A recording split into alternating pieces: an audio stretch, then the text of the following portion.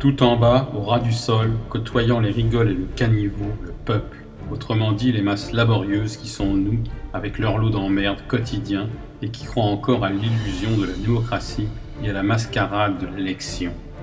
Au-dessus, les gouvernements qui possèdent le monopole du pouvoir, qui l'utilisent pour nous taxer, nous contrôler comme du bétail.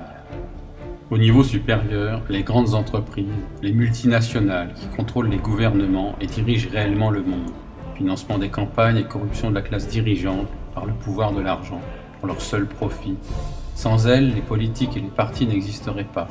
C'est ce qu'on appelle la corporatocratie. Pour prendre possession des ressources mondiales et contrôler les marchés, ces grandes entreprises se financent auprès des grandes banques, le cartel bancaire, Wall Street, la City, qui leur prête à des taux préférentiels au détriment de l'emploi et des salaires. Au-dessus, les banques centrales internationales, BCE, la Fed, détenues par des capitaux privés, qui impriment la monnaie papier et dictent leurs lois aux nations. Ce sont elles qui imposent le taux de réserve fractionnaire aux banques commerciales qui nous font payer des intérêts sur de l'argent créé ex nihilo.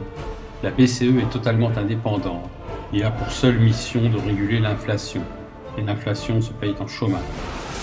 Au-dessus encore, à un niveau international, les banques centrales utilisent le FMI et la Banque mondiale pour créer plus d'argent et exploiter les ressources des pays auxquels elles prêtent, les conduisant à la faillite et à l'anéantissement, au nom de l'équilibre monétaire international.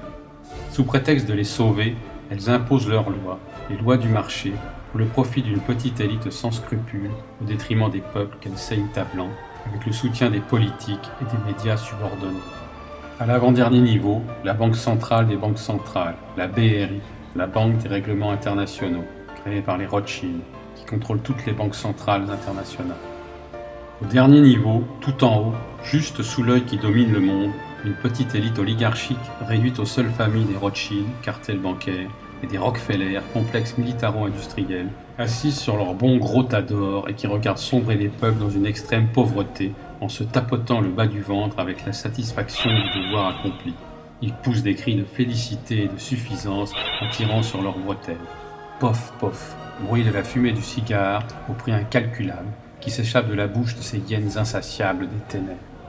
Et tout en haut, au niveau de l'œil qui veille sur le monde, ces familles, membres des Illuminati, une organisation secrète née en 1970-76, à l'initiative de Meyer Amschel Rothschild, qui aurait convoqué Adam Weishaupt, afin de restaurer l'ordre des Illuminés de Bavière, affirment certains, œuvrent dans l'ombre depuis des générations pour l'avènement d'un nouvel ordre mondial et l'anéantissement des peuples de ce monde à leur seul profit.